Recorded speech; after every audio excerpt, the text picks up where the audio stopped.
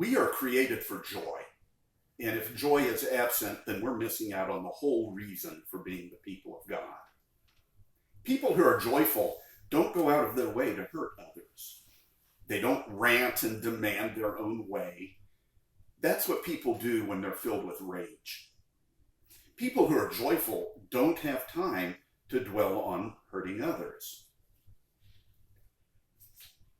Keep in mind, too, that a person doesn't just flip a switch and they decide, oh, I'm going to be a happy person. Living joyful is a mutual or a response to the resurrection itself. It's a natural response to the resurrection.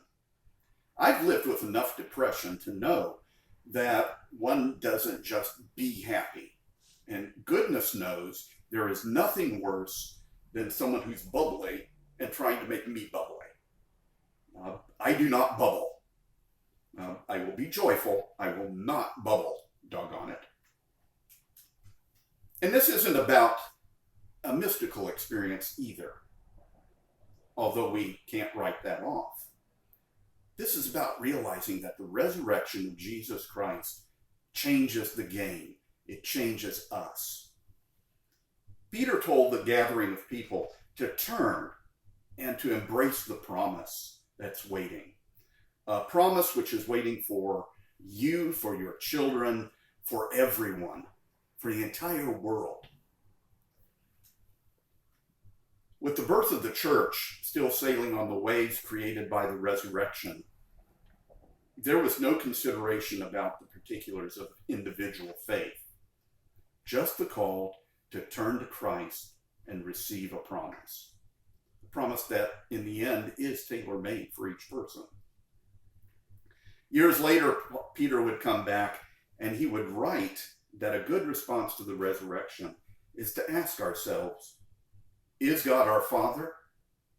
And Peter wrote, if you invoke as Father the one who judges all people impartially, live in reverent fear during the time of your exile. Which is an interesting phrase, in the time of your exile. Some of us probably feel a little bit like that as we're locked into our homes, restricted in our movements and such.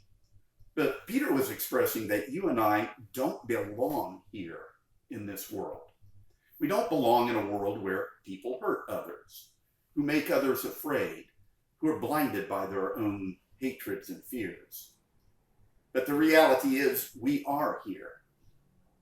And while we live here, we need to be an Easter people, remembering that our Father does judge people impartially, and that we have been redeemed by the precious love of Christ. We are an Easter people learning to love one another deeply, constantly. That's God's kind of holiness. Not a mystical experience, but a lifestyle. Youth are given a rough time at school because of their faith, whatever their faith may be. Especially by those who call themselves Christian. Well, they can find a friend in Jesus who endured the very same thing from his own people. Efforts made by youth or adults to try to stand up to those who are bullied may find that they are continuing the ministry of the resurrected Jesus. Verbal or physical abuse is always unchristian. You might even call it anti-Christ behavior because it is evil. And it's particularly evil when it cloaks itself in religion. It can't be tolerated in others or in ourselves. The choice we make is to be an Easter people, a joyful people who have found a particular holiness in following Jesus. We have choices, and those choices can make all the difference. Be joyful. Would you pray with me?